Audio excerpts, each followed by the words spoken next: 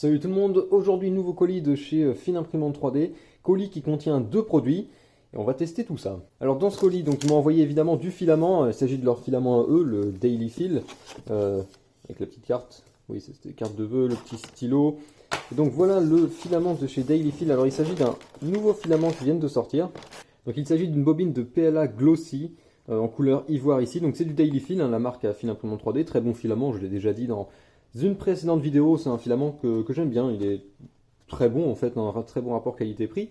Et ils ont lancé donc de nouveaux filaments, donc ici le Glossy, puisque leur gamme commence à être bien remplie maintenant, notamment au niveau PLA, puisqu'ils ont le PLA classique, ils ont le PLA X3 qui est plus résistant, ils ont du PLA couleur mat, donc avec un rendu mat, et ici c'est un PLA couleur gloss, en couleur brillant. Alors j'ai déjà regardé le colis évidemment avant, parce que ça fait un petit moment que je l'ai reçu, mais j'avais pas trouvé vraiment le temps de faire cette vidéo.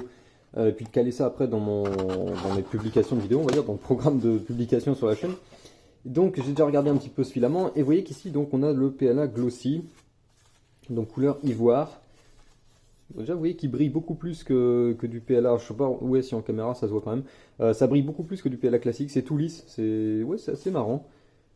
PLA Glossy, donc on va tester ça, on va imprimer un peu avec, on va voir un peu quel est le rendu notamment après impression. Mais comme je l'ai dit, voilà, ils commencent à avoir une gamme qui est bien garnie maintenant en termes de filaments. Donc ils l'ont évidemment en plusieurs couleurs. Ici j'ai la couleur ivoire, mais il en existe plein d'autres qui sont disponibles. Donc si ça vous intéresse, alors ça c'est surtout pour des pièces, on va dire, enfin, c'est quand on veut travailler sur l'esthétique des pièces, hein, qu'on va acheter du PLA Glossy, PLA mat, ce genre de choses.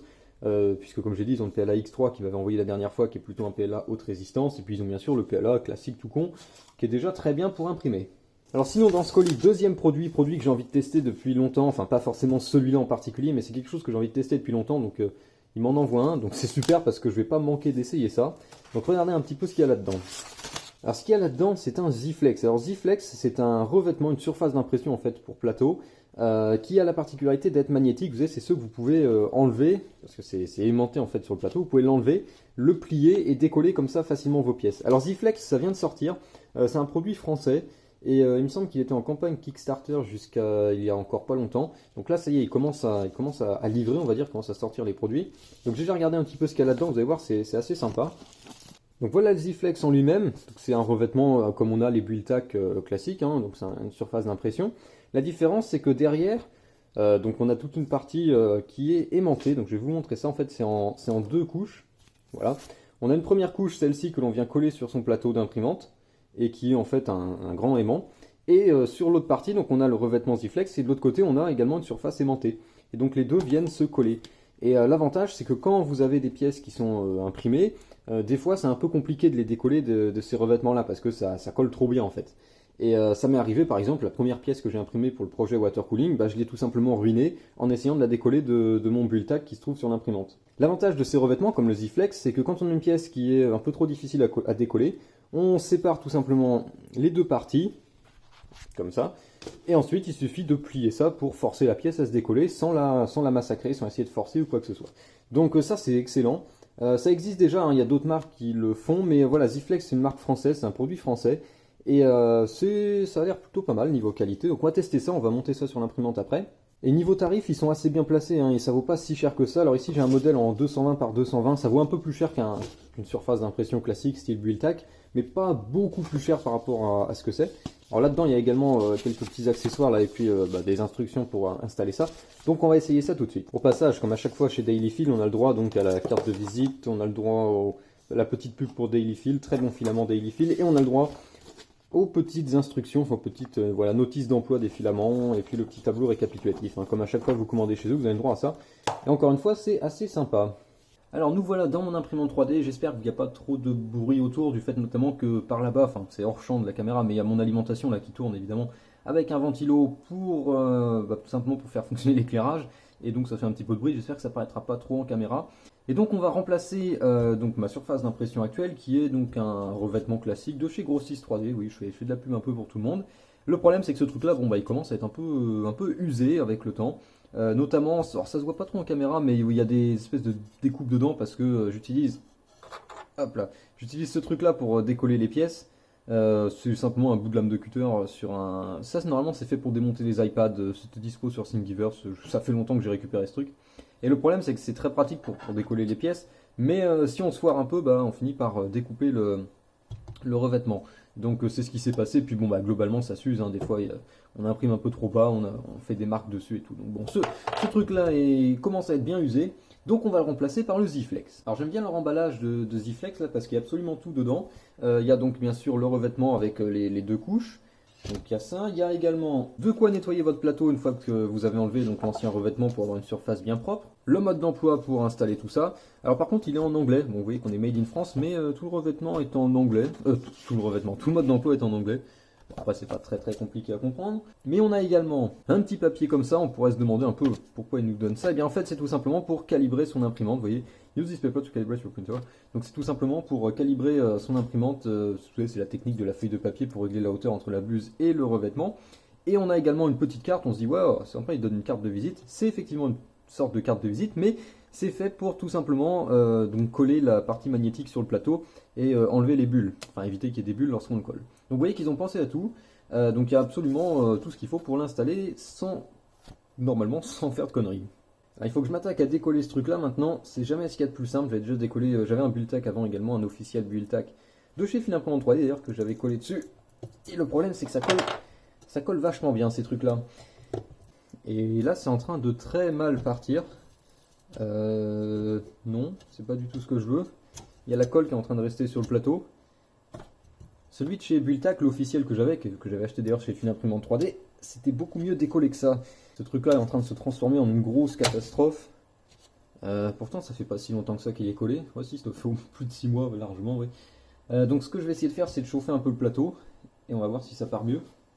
Bon, j'ai fait chauffer le plateau à 45 degrés. Pas plus parce qu'après ça va plus me brûler qu'autre chose. Et ça se décolle pas beaucoup mieux. Si, un peu mieux quand même. Oh putain. Bon, tout s'est pas passé exactement comme prévu. Ça pue le plastique en plus, enfin ça pue la colle à moitié, et puis il faut que j'arrive à décoller tous ces restes. Bon, j'ai réussi à retirer toute la colle du plateau, c'était pas ce qui est le plus facile, parce que bah, l'ancien revêtement il a laissé quelques morceaux, mais bon, ça s'est quand même décollé, avec un peu de chaleur ça part mieux évidemment.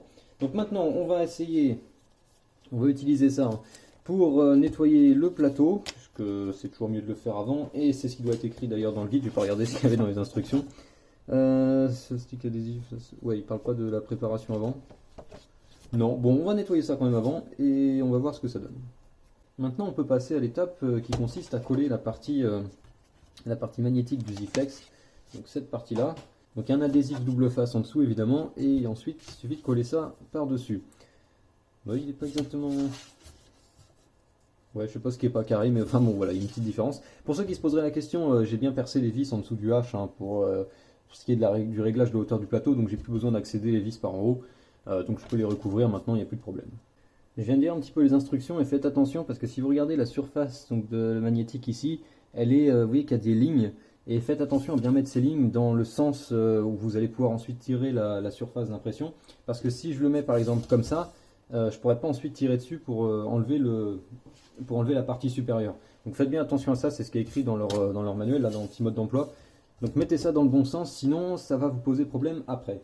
Donc je suppose qu'il faut utiliser cette carte hein, pour enlever les bulles sur la partie magnétique. Donc c'est ça qui sert normalement à enlever tout ça et à s'assurer que ce soit bien collé. Donc on va essayer. Ok, donc voilà la surface inférieure, la partie magnétique. Donc il faut ensuite l'aligner avec le devant du plateau. Alors faites attention parce qu'une fois que c'est collé, vous n'avez pas vraiment de deuxième chance. Là par exemple je pars déjà de travers. Ok, ça va, pas mal. Parti.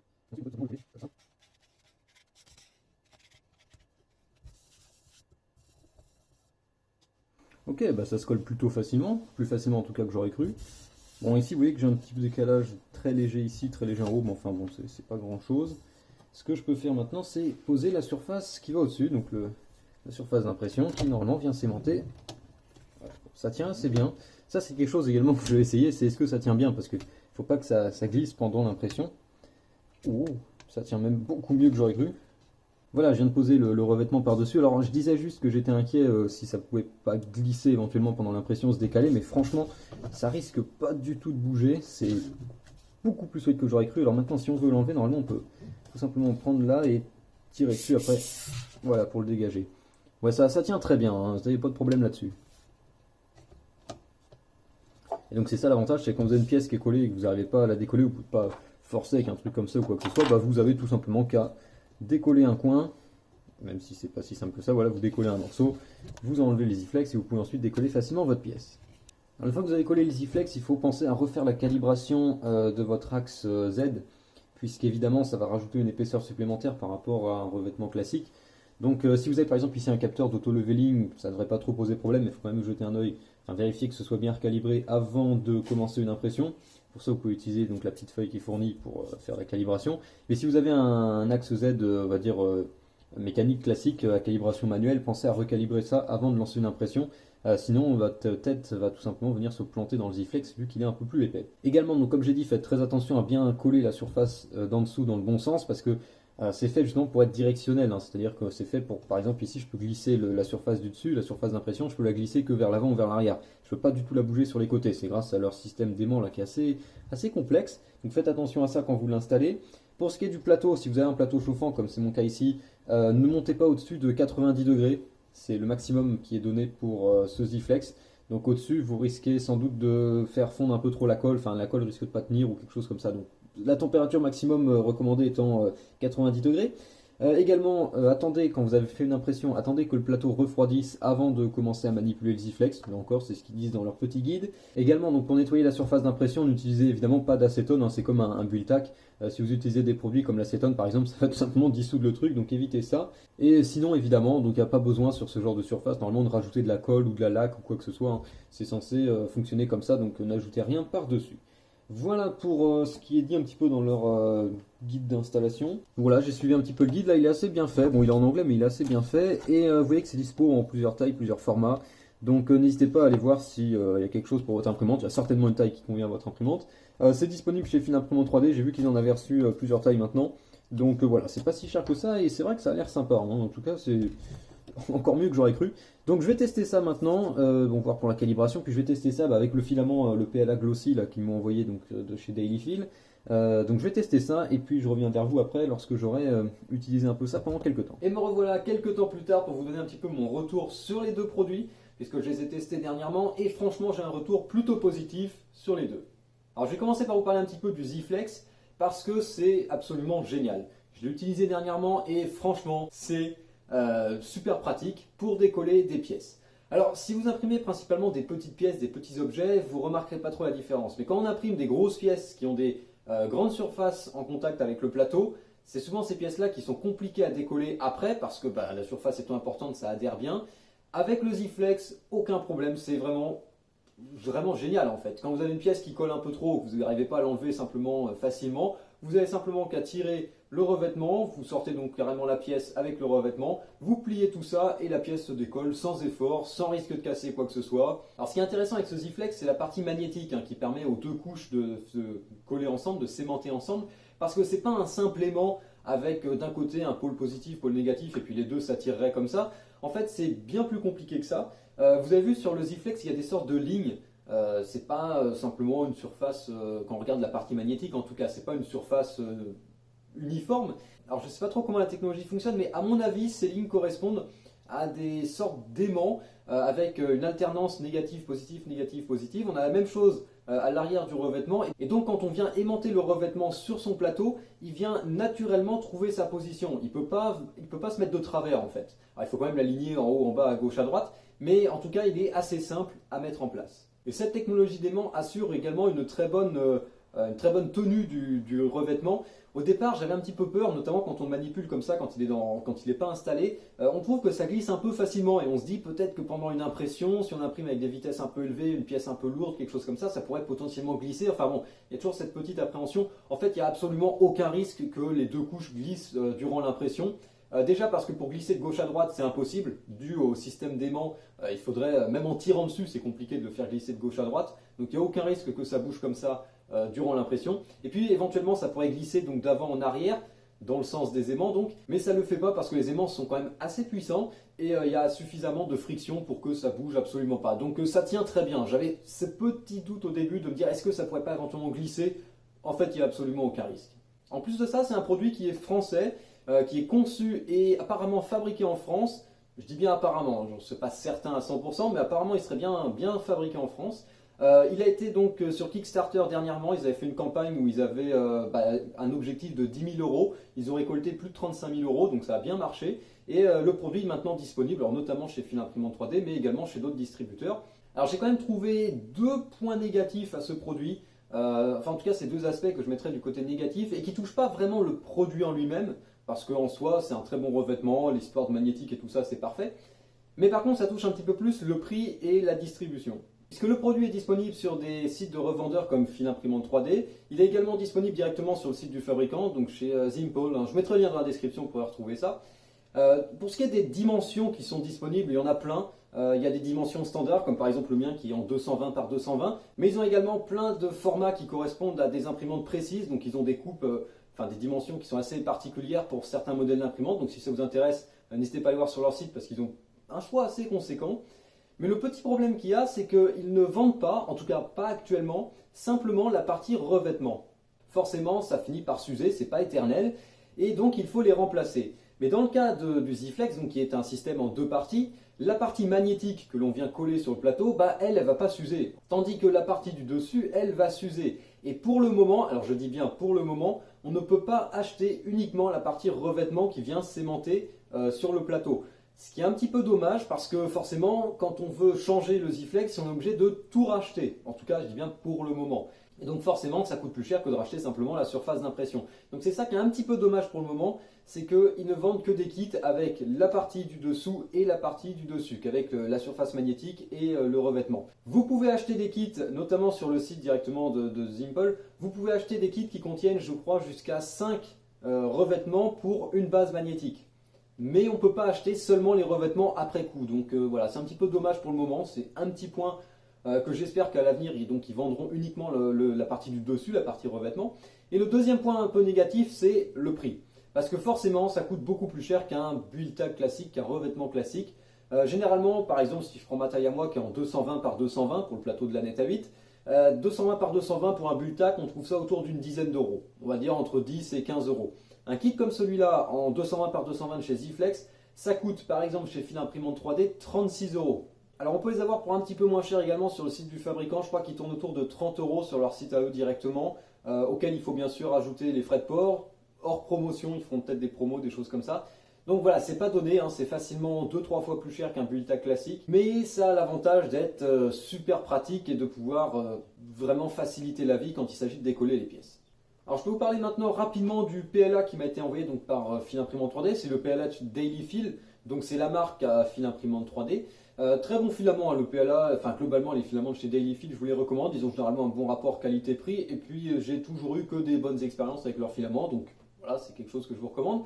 Ici donc ils m'ont envoyé leur nouveau filament qui est le PLA Gloss, qui a l'avantage d'être beaucoup plus brillant, dans une finition gloss tout simplement. Alors c'est avant tout esthétique, c'est pour avoir un aspect de finition un peu différent, et c'est plutôt sympa. La couleur qu'ils m'ont envoyé, c'est la couleur ivoire. Au début, je me suis dit que ça ferait peut-être une drôle de couleur, un ivoire, gloss.